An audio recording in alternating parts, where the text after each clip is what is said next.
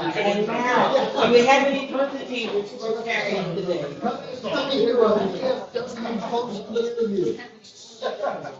Do we have any visiting or parents? They're full today. Wonderful. Good to see everybody. From the 26th. We'll have one meeting. Just love socializing. Well, then I will introduce, beginning, you won't be sitting right now, but we do have one visitor. Our guest today is Dr. Darrell Minas, who is the president. Jay, you're getting in trouble. President of Eastern Shore Community College.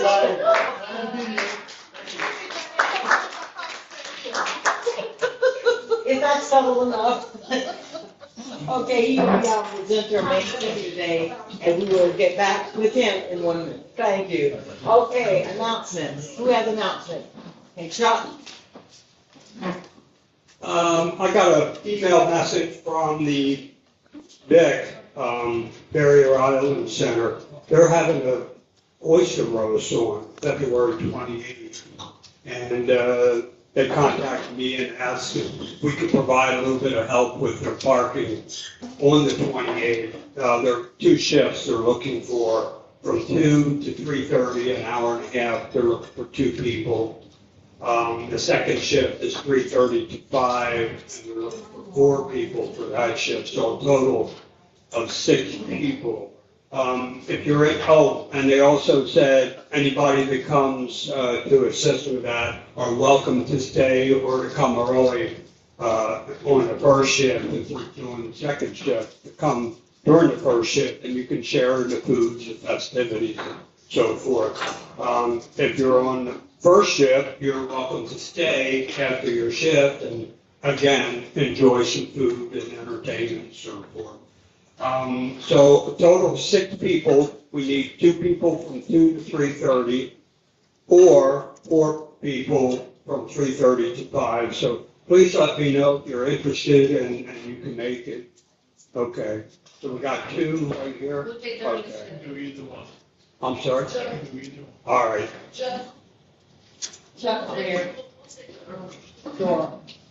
Got you. I'll get you both. Cool.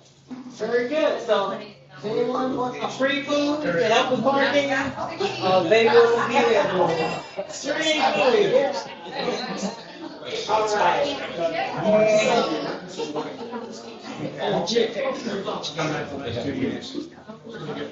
I just want to give a quick update on a meeting last Friday with Lisa Martin, the school superintendent.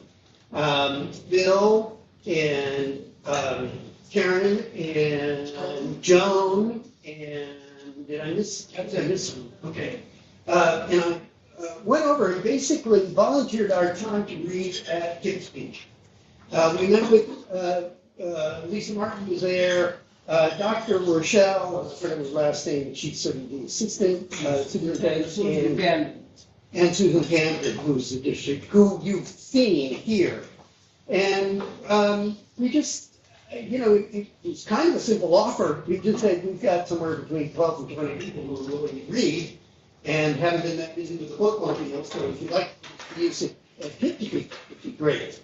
And we learned they're going to come back to us with some sort of a proposal when we might be able to do it. The other person who was there was Leah Fisher from the Exmoor Club. And they're interested maybe in participating, but we're going to start at Kickapee. And if that goes well, and if the Exmoor is interested, it might spread to October. The interesting news was it could be very easy for us as individual volunteers to get vetted and to go in and read it to schools. That's because at the next school board meeting, Lisa Martin is going to propose to the board revised standard regs for vetting volunteers. And she's going to establish 2 categories. One will be, as it is now, that you can, once vetted, you can go into a room with alone for one-on-one work with a student. But the new category is going to be for volunteers who remain in the classroom or remain in some area where they're supervised by a teacher. And basically, it's for the latter category, and that's us. You gotta sign up, there's a registration form you have to start with, you gotta sign in when you get to the class, and you gotta wear a sticker, whatever, volunteer. So, yay, we're not gonna have to fuss with the state police, and it's particularly good news for Karen, because she's worn down her fingerprints and has 3 times failed to pass the fingerprint test.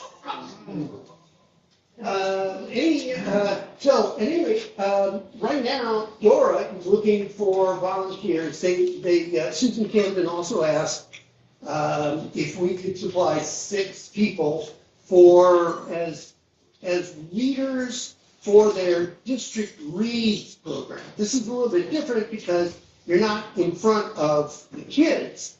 You're going to record. It's either the Barrier Island Center or I'm not exactly sure. I need to go through it. Or the central office. But at any rate, the book is Og the Frog.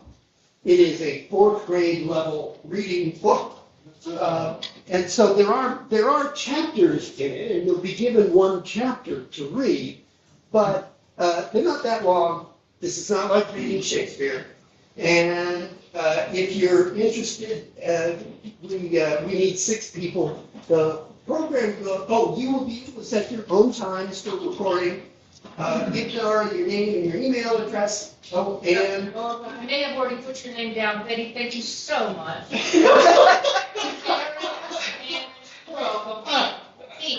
Patricus Nagripin. I put you down. Put your wife down. My wife. Okay. I need She's done it already. 3 She's more. already done that. I have you down. 3 more. Who can we put? Good. Bill? Bill is interested? Oh, Diane will do an excellent. Okay, very good, very good. And we need 1 more? 1 more person? Paul does it. Oh, Paul does. Okay, good. There you go. So those 6 people and anyone else who wants to join will receive an email. It'll have a link to the calendar. You schedule your own time, and it has to be done by March 9th. That's the launch date of the firm. Okay. Any questions?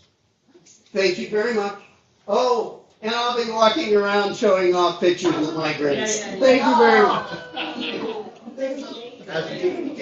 James, his name is James, all right, Jayze. He's just incredibly cute, except when he looks like Winston Churchill. So he's not biased. Okay, fine. All right. Do we have any other announcements? Oh, thank you, Betty. Thank you so much. I guess I do. I've been talking with a group, and this group is just near and dear to my heart. Many people, you've probably heard about it, it's the Regional Animal Control Facility, and FACES stands for Friends of Animal Control Eastern Shore.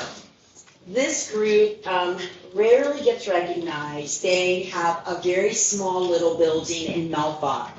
They, I think, are just the epitome of the hardest working, biggest hearts in our community. They take care of animals that are strays. Have you ever been out, like on Stone Road, we always see an animal and think, oh, I hope that animal doesn't get hit. I hope somebody gets it. I hope somebody picks up these puppies in the graveyard. They've left like 6 of them. I hope someone comes and gets this dog, or heaven forbid if someone has to give up their dog because they can no longer afford to feed or take care of a dog, they often give it to the control facility. So I've been talking with this group, and I would like for them to come and talk with us. A lot of people, they're our best known secret in the community. People really don't even know that they're there.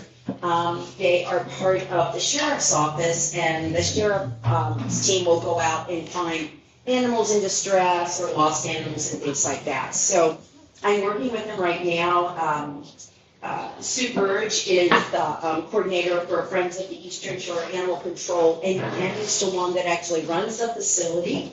So I'm looking forward to having them come speak early March, and I really hope you can be here to hear about what they do. They give just hours and hours of themselves each day, and we are a better community for what they do. So I will stay tuned. I'll get a date from Bill, but I really do look forward to having you come and talk to our group and tell me what they're all about.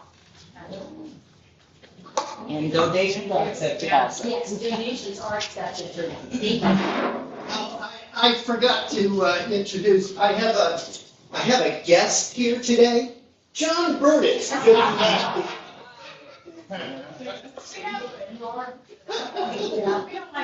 your last week? Welcome, John. I have an announcement also. That's our speaker, Dr. You got it, all right. I have one announcement. I received a phone call this morning from Shelby Armstrong, who is a social worker at the Northampton County Middle and High Schools. And she let us know that the family that we donated the $500 to moved in yesterday. And she was thank you. They can afford the various money they receive from the state and federal and local agencies. The monthly rent, but they didn't have the down payment, and they have that. And now we have a family, a significant size family that has a home, that's a home. And so I'm going to applaud us because we got them in. We really got them in. Okay, thank you. Any other announcements? Bill? Yes, they can hear me. Okay, fine, but you didn't hear anything back. Okay. I'm happy to announce that we have 4 RILA delegates from Northampton High. That's the first time we've ever had more than 2. We could potentially have 6 if Rockwater shows up, but there seems to be, we have a new coordinator there. So I'm really happy about that. So if you don't know, the RILA Rotary Youth Leadership Awards Conference is every President's Weekend where students learn to be better leaders in their programs. Thank you. Okay, we continue to sort the area. Thank you. Okay, now, do we have any happy dollars? Oh, visitor. As a visitor, I'm happy to be here. I'm actually Dr. Midas here. I'm gonna give $5 for him and $5 for my mental health, because the reason I'm late, I've been working with Connection, McGraw-Hill, and Canvas at the college, and I've screamed and cussed and carried on. So I'm sorry. I'm happy to have you here. So $10 total. I have some happy dollars, but I think Jim ought to go first. Oh, to set the pace? I don't know. No, yes, so, you have it all, being my grandson. But there he is with my son and my daughter, and, for that, I'm very thankful, and I'm gonna put in my $60. What's his name, Jim? Jace, okay, so remember, this is the part of my family that married into the Hindu community. So his name is Jace Jitendra Dave. Okay. And there was which is not a long story. If you want to know the real story of how he got his name, get me later. To be continued, right? Right. Okay, Bill? This is a very humorous happy dollars, 10 happy dollars. As it turns out that overnight, Saturday night, it was so cold and windy that I got up Sunday, the hot water pipes had frozen. And I'm happy because I don't think they burst, they just froze, and we got over that. But then you might ask, why the hot water and not the cold water? It doesn't move as much as the car. No, it's because I get up twice in the night. I didn't need to know So that. happy to share that with us. Oh, it's not- Yeah, Tia, right. We're all friends. Any other announcements? Okay, Queen of Hearts. Who has hearts? Who's got what? What do you got? Ace of spades. Who else has something? I've already shuffled cards. Who else has something? I have a pair of twos. No. I got it. Okay, anyone else? Okay, So it looks like, here we go, Katie. I've already pre-shuffled. Again? yeah. My first time in a long time. Shuffle the Oh, Ace of Hearts, not the winner. Not the queen, almost. Tear it up to the floor. You can have it. What's my pot of money though? What the Oh, yeah. Johnny, what do you have? $12 to Katie. Right. Baby, how much do you buy? I'm a big winner. 45 total. 45 total, well, okay. Wait, let me double check. Okay. Cost me something. Okay, complete entries. It was 47 total. 47 total, 12 to Katie. How much to the big pot, and how much to the 11, and then the remainder goes into the pot. whatever left over? Yeah. Okay, got it. All right, Katie's, big splurge, all right? And we'll pick up the cards later. Now, Oh, I always said, don't tell a drowning man 100-pound rock. okay, to be continued again.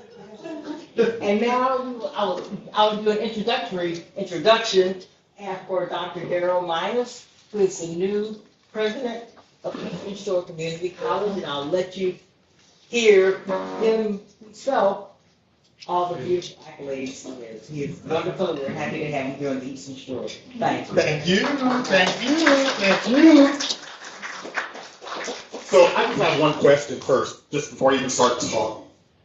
Do you all sing at every meeting? Yeah. Okay, so I need to come back so I can make sure I'm part of the singing. I love singing. You all don't know, I've got a musical background. My brother and I have a very small independent record label that we run. So we both write, produce, arrange contemporary jazz and gospel music. So that's the other side of me. I wanted to share that because the song today was just perfect. And we're that good, you want to record us? I don't think that's what I'm thinking of. But we'll come back and talk about that later. Yeah, there you go. I just want to first just thank you all for the invitation to come this afternoon to spend some time with you. You know, I have been in my role for about 7 months now, but I can tell you it definitely feels like home. A little bit about me. I am a career higher education guy, 30 years in higher education total. I know I don't look it.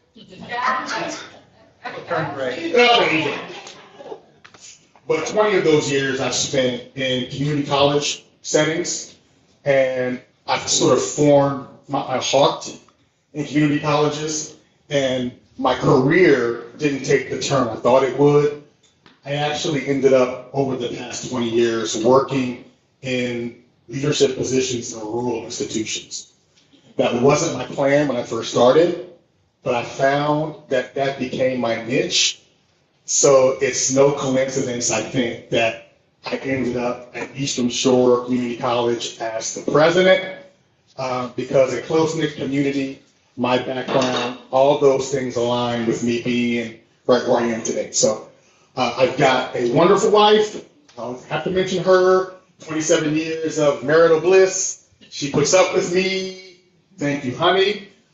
She's a professional in her own right. I've got 2 wonderful kids. My son is 26, and he is a third grade teacher. God bless him, in North Carolina. And it's just so funny to hear him talk about himself in front of the classroom. When I see him, I can't imagine it, but he's really good at it. And my daughter is a senior this year. There was no way I was going to take her out of school.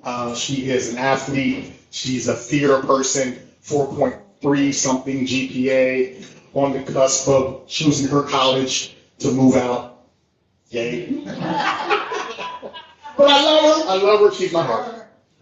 So that's a little bit about me. I think it's important that you kind of understand kind of the other things about me in addition to the president stuff. So let me transition. So I mentioned 7 months ago I got here, right? So when I first got here, I said I was going to do 3 things. I was going to listen, I was going to learn, and I was going to connect.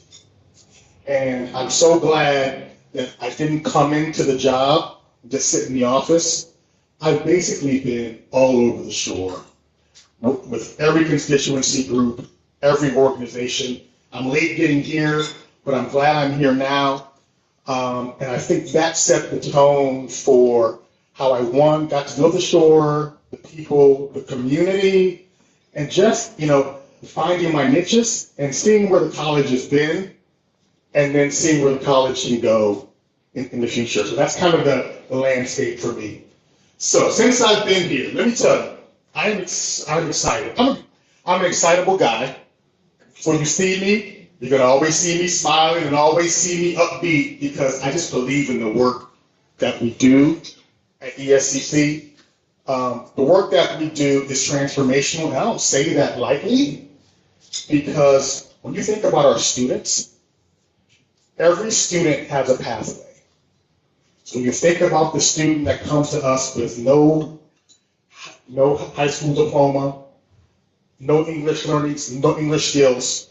We look at those students the same way we do another student that may have had some of those resources, because what we found is everybody that comes to us with the right guidance, with the right exposure to career paths and other things, they can do anything. I was talking just the other day about a student, former student named Carlins John, who actually a couple of years ago, he actually from Haiti moved here and ended up coming to us and getting his GED, learning the English language in that time frame, getting an associate's degree. Now Carlins is in medical school. So when I talk about the transformation, that's exactly what I mean. So since I've been here in this role, I was blessed to follow a very wonderful president before me. You all have probably met and know Dr. Jim Schaefer. If you don't, Jim is an incredible human being, and he actually provided me a wonderful launching pad to come into this role that I'm in right now. So there now that I'm looking at where we're going, there are 3 things, 3 overarching things that are guiding my focus as CEO and where the college trajectory is and going ahead. One of them is sustainability. I want the college to be here 50 years, long after Daryl Minus is gone, but that takes some very intentional work to do that. The second thing is calibrating our high demand workforce and academic programs to meet the needs of our community. Now that sounds cliche. So my take on that is a little bit different, because that's everybody's goal. The only way to do that and do it well is you've got to ground yourselves in strategic partnerships, locally, regionally, and across the state. It's the only way for a college our size with the impact we need to make to do that. So that's number 2. The third thing is my focus is redesigning the college in a way that really meets the needs of today's learner. You all see it all over. I mean, we were talking about AI at our table, as one example, where we have to be poised to ensure that students in whatever career path they take, that they're aware of how to pivot in these industries. So those are the three things that have been kind of guiding my next strategic focus for where we're going to head next. So I'm in the process now of working with everyone to think about refreshing our strategic plan and help us move there. So, but with all that said, back to my excitement. We are a college on the move. And if we were moving before I got here, but in the past 7 months, I feel that momentum is really shifting forward even more. Our enrollment continues to be on an upward trajectory. If you don't recall, we were in a little bit of a situation a few years ago where enrollment was an issue for fall and for spring. We were trending up in headcount and FTE, how we're funded. And that's a great testament to the work that's been done over the past year and a half to put us in this position, because we're serving about 2,000 students, most of them in the workforce arena, most of them part-time, in various programs and services that they're involved in. But the point of that is, enrollment is something you hear me talk about, because you can't escape it. We have to make sure that we are positioning ourselves in a sustainable way to keep our doors open for our students. So enrollment is moving forward. In the last 5 months or so, we've submitted over $2 million in grants and other kinds of programs to really focus on STEM careers in aerospace and healthcare. We, right now, the Impact Center recently opened, Kate Rosenwald School, and we are being very intentional about being a part of the programming here in the community, where, for example, hospitality is something that is, I think, a key driver in our local economy. We've had a hospitality management program for the past year or so. It's been pretty new, but we've just not had students in it. So one of the things we thought about was, well, how do we recalibrate that? Bringing the program to the community is a way to do that. So among that, hospitality, we're going to offer that here at the Rosenwald School, as well as drone piloting and other kinds of programs that we feel right now, from an industry standpoint, are competitive for folks to be able to get a leg up and hopefully increase engagement for folks here, right here in Northampton County. We are in the process right now of looking at healthcare as another example of where we're moving. For example, you all, I'm sure, are familiar with the fact that oral health is an issue. And when you think about dental hygienists as one example of that, we're statewide, first quarter, about 1,000 or more dental hygienists in the area. I talked about sustainability in the beginning of my conversation with you today.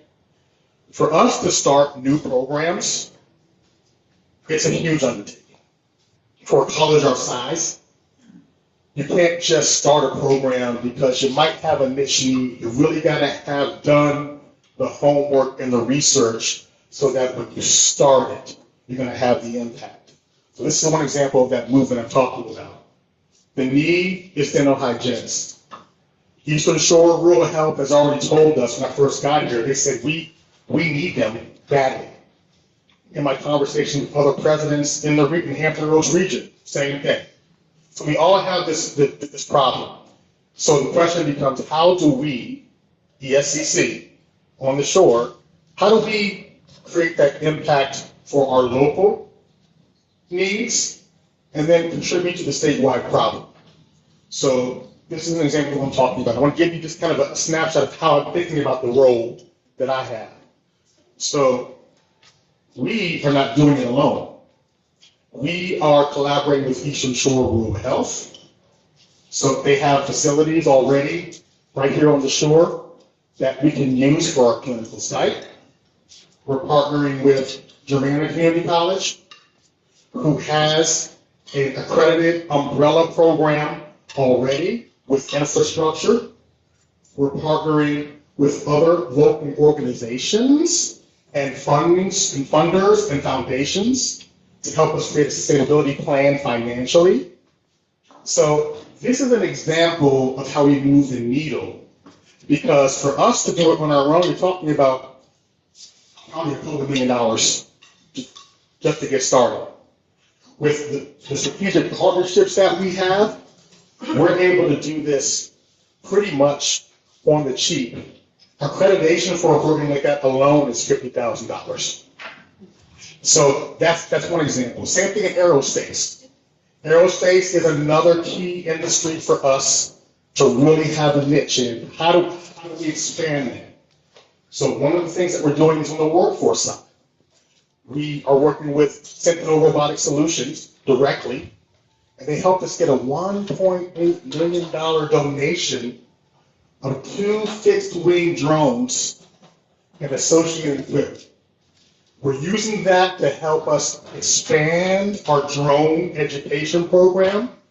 It's going to also allow us to delve into agriculture, too, to be able to help with seeding and surveying in a way that we've never done before.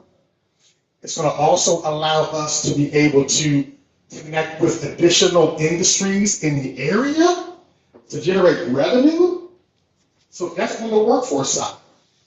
On the academic side, working directly with the Academy, Aerospace Academy of Eastern Shore, that dual enrollment pipeline that's now been built, we are working intentionally to build an aerospace technician pipeline that will begin in the dual enrollment high schools with Accomack and Northampton counties, part of that program, where a student can go through that program, first 2 years, do 2 years on our campus, have accessibility to an aerospace technician program that we're designing right now. They can get that credential, then get that credential, they can choose to go to work because everybody needs technicians, engineers, and all of those things associated with it. They can do that, or just have to keep going into engineering. We have an engineering track associated with that too. So the possibilities are expanding, but they're only possible through what? Through partnerships. It's the only way to do this in a smart way. I talked healthcare, I talked aerospace, I talked Impact Center, college on the move. One of the key things that I kind of want to lead with, and I'll let you all have a chance to ask some questions. Part of the college's role in the community is to be responsive. And as the president of this college, I'll help you.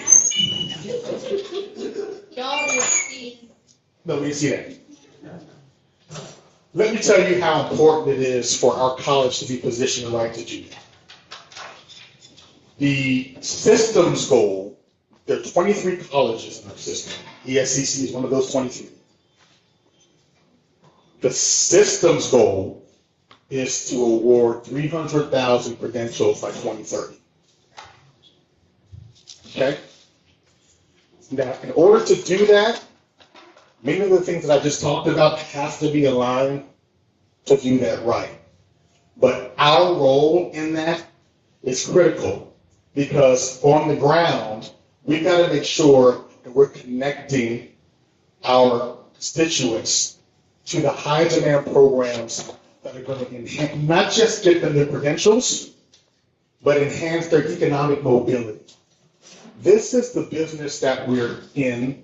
This is the connection that we have with all of you sitting here tonight, because what we're trying to do, we want to change the circumstances of families.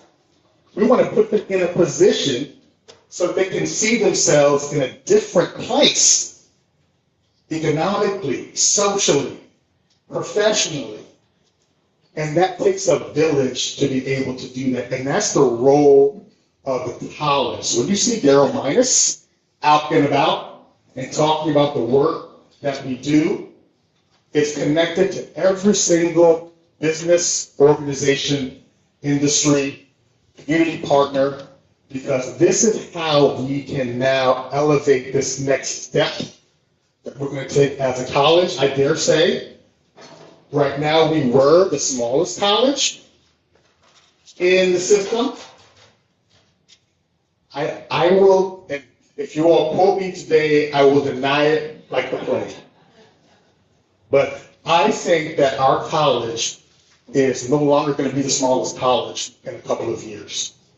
Because I think this strategy that we're talking about today and being intentional about what we do and knowing that we can't do it all, but the impact we can have can be great if we just focus on those three things: sustainability, programs, and partnerships, and then making sure that when students come to us, that they're actually able to finish what they start. They're getting the most up-to-date technology and resources to be able to do that, so when they leave us, they're prepared. I can keep going, but I don't want to keep you guys too long. Any questions for me or yes? Sorry. Regarding your AI comment, my background, the last 30 years, I worked in network engineering and cybersecurity. So that's going to climb along with AI, the demands for people for that kind of work. The other thing, and actually I saw a news item yesterday, finally, some months ago, I wrote to President Trump about this whole thing about AI and the strong demand it's going to put on the electrical grid. And I was highly recommending that they look at nuclear fusion technology. Today, where we're at with that, basically, if they perfect it, you can have a standalone nuclear fusion small system in your home to supply all your electrical needs for more than a decade. It's not radioactive because it uses nitrogen or hydrogen fuel, not radioactive materials. Finally, yesterday, I saw that they are pushing for all this AI technology that's going to put huge demands on the electrical grid, yes, which means we all pay much higher rates for our electric. I finally saw an announcement yesterday that they're going to be looking at nuclear fusion technology. Essentially, then the AI people are going to be buying small nuclear power plants, standalone units, nuclear fusion, that would be built into their AI data centers and so forth. They won't have to pay for electric. We won't have to pay to expand the grid to get electric. It'll offset the cost. Yeah. So I see that as another thing that maybe you could take a look at in your college education, developing. We're real close, but finishing up the technology of nuclear fusion power, and that will shift everything away from having to build this electrical grid up and down the eastern shore here and all over the country. Just like your hot water heater in your home, yes, put a little nuclear fusion unit in your home to provide your electric, and that's where we need to go with this. So that's great. That's great. Thank you. Quick comment to that is, but we're now on the ground floor of starting AI curriculum now. So I think what your comment is perfect, because as we build the curriculum for students, we want to make sure that we're infusing what are the current trends.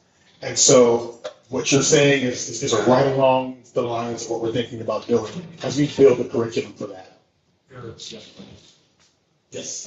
Before I ask my question, Daryl, I must say, you didn't have to come here. I'm happy that you came to my question is, where is this school that it has the umbrella dental program?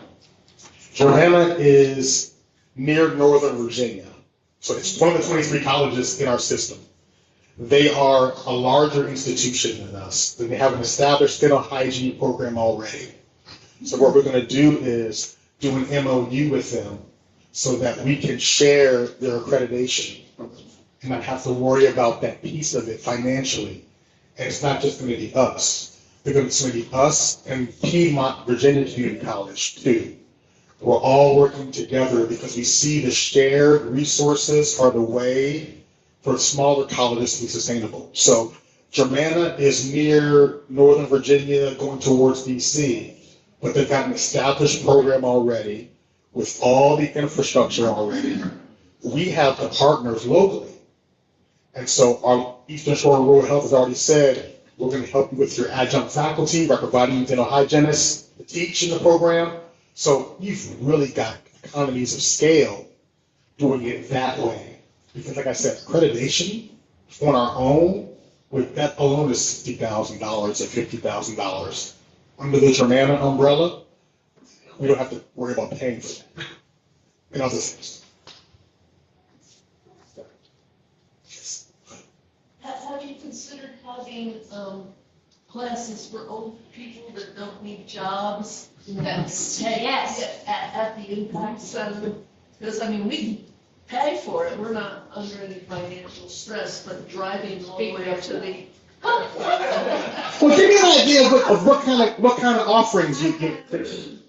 Okay, I would like some history classes. Ooh. Yes. I would, and I don't want something that lasts 60 months. I want to have 2 classes. 2. You know what I mean? I'm not going to commit my life to it, but I really want to learn. How about an explanation of AI? I don't know. Yeah, just a general. You know, yeah, I mean, things like that, those kind of classes. It's not. Because it's a very long drive. It is. Yes. I do it every day. You know, I don't know if the lifetime learning is associated with the college, but I'd like to have them like right here. Satellite campus, if you would. Yeah. That's the beauty of what you're all talking about is all the courses that we're doing here in programming, at least so far, it's being done through workforce development. So workforce is really more nimble for us to say, let's do a 3-week introductory course to what is AI, the benefits, the future, for example.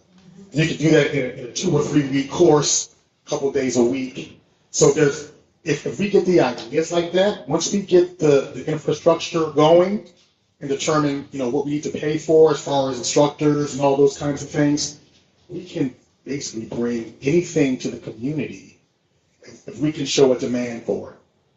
So you'll find that I am wide open to looking at those opportunities. How would you determine if there's a demand? You all would have to help us because part of what we have to do anytime we have to do a starter program of any kind.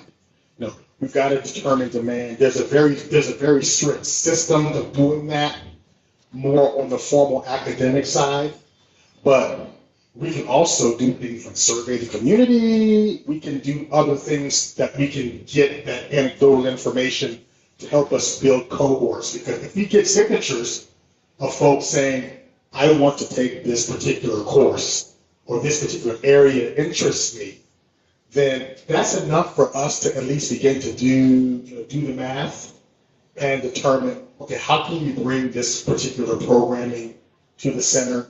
What will it cost us to have an instructor? If there are materials, what will that cost? What should the patrons have to contribute towards that? What does that look like? So all of that is possible. And I'm just happy that we're getting started because there really has been nothing here in this area that I know about where the college has really brought programming specifically to Northampton County. I can't recall. If I'm wrong, somebody let me know. Has there been a time where the college has kind of pushed its offerings out like we're going to do with the Impact Center? So it's all possible. Yes. I just want to make sure. 5 o'clock class on the Constitution would be really good. Mm-hmm. Would you be able to do that here? writing where people can't, or do you not have the faculty? Well, and that's the thing. I mean, something like that, which is more of a lifelong learning, it's not for any kind of credit or credential. I mean, there may be some among you who may say that you could actually teach a course like that. So it's about finding out who and how and what's required to have someone teach that course. And yeah, it's really more simple than making it sound. I mean, especially if there's a demand and we have a way to make it happen and resources. So all I need is just the ideas and then connecting all of us to the right people to help us make the decisions about how to do it. Yes. There's an organization called the Academy for Lifetime Learning, and they actually teach classes at the community college. But that would be a great partnership Yes. for the community college to bring classes to here at the Rosenwald, the Impact Center. Yes. And I encourage you to meet with them and explore opportunities. It's a wonderful idea. And part of me coming here, to piggyback off of your point, is after today, please, you all, I'm not going to be a stranger, because there are partnerships that I'm sure I'm not aware of that are possible. And that's a great example where I've got somebody already in our buildings that I'm not really familiar with. So this is why this is so valuable. And yes, that's a great way to jumpstart some of what we're talking about right now. Good. Yes. What's the status of the soccer team and its, and we as a club, helped obtain a small grant for the construction of the lights. I'm glad you brought that up. I really am. Simply because that was one of the things on my radar when I first got here, was that there's a lot of support for soccer, one. Two, there was a foundation already laid with organizations like you all and other places to stow some seed money into getting it started. I think we hit a little bit of a lull, maybe last year or so, and I think that's more because of some transitionary things that were going on. But I'm happy to report, first of all, Coach Chase Daxa, I'm sure you all know Coach Daxa. Coach, he's amazing, and I feel like his energy is going to do exactly what I'm hoping it's going to do for the program. Because in the last year, we were finally able to create some league play opportunities. Remember, up till now, the team really hadn't begun to scrimmage and really begun to put pieces together to build a cohort of participants. This year, we actually did that. Men and women actually joined us. Coach Daxa had my support, and we got uniforms for them this year.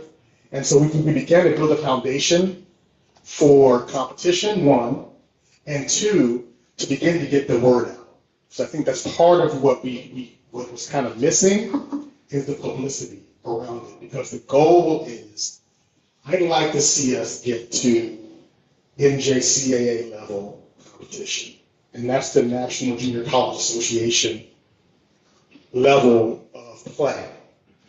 But to get there, you got to have a couple of things in place to be able to do that, to show your sustainability.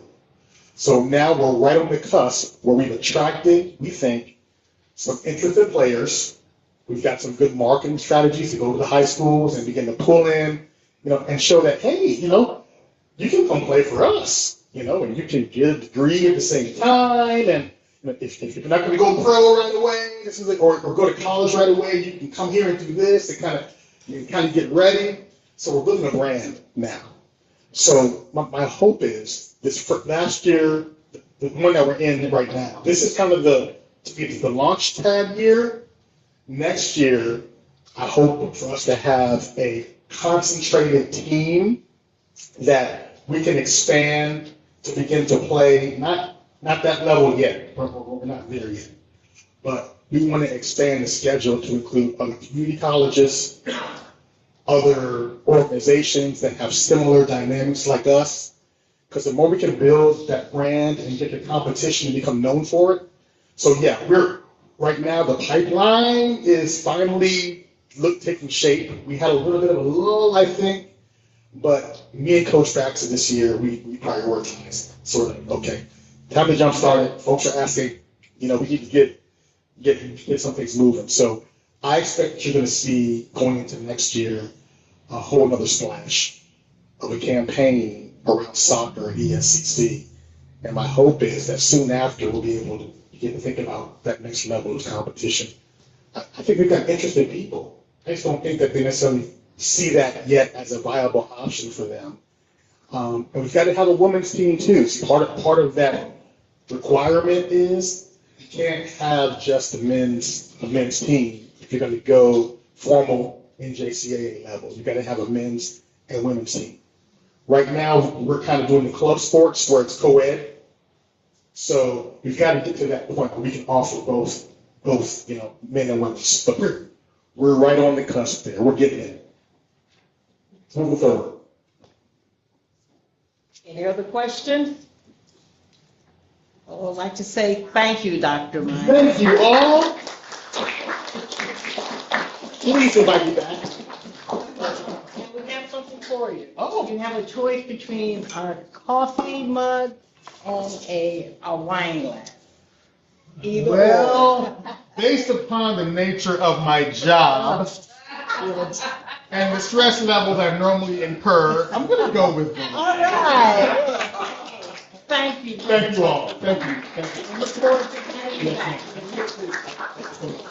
All right. That was enjoyable. And again, if anyone has any questions or any suggestions,